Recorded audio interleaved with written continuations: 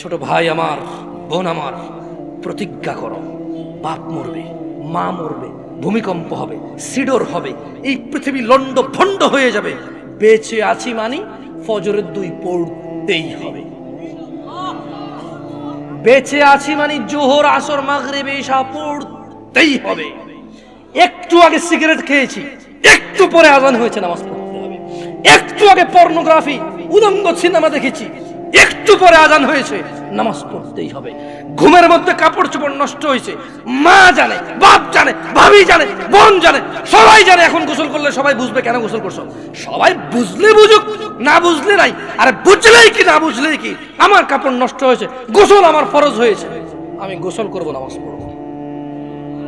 রাতে আমার ঘুম আসে নাই, বন্ধু বান্ধবের পাল্লায় পড়ে সারা রাত বসে বসে উলঙ্গ ছবি দেখেছি, যা অত্যন্ত ঘৃণিত এবং যা আমার জীবনকে তছনছ করে দেবে, যা আমার জীবনের বরকত নষ্ট করে দেবে, যা আমাকে লাঞ্ছিত অপমানিত করবে, এমন অপরাধে লিপ্ত ছিলাম। কারণ এই জানাবে বিচার যে করবে, যে জানার সাথে জড়িত, সে অপদস্থ হবেই হবে। আখিরাতে তো তার আছেই। এই একটাই অপরাধ জানাবে বিচার, একটাই অপরাধ অশ্লীলতা, যেটা শাস্তি আল্লাহ দুনিয়াতে দিয়ে দেয়। কোথায় দেয়? আখিরাতে তো আছেই।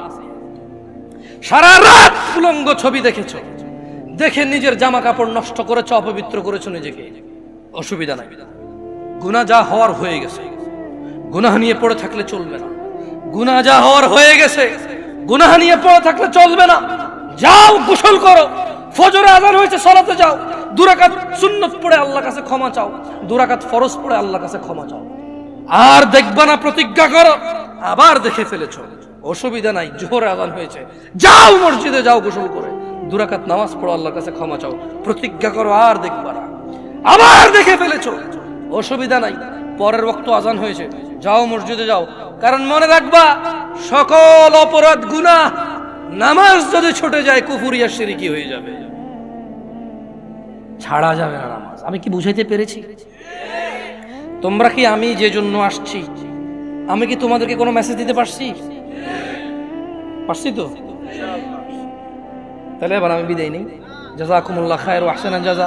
ওয়াসসালামু আলাইকুম ওয়া রাহমাতুল্লাহি ওয়া বারাকাতুহু।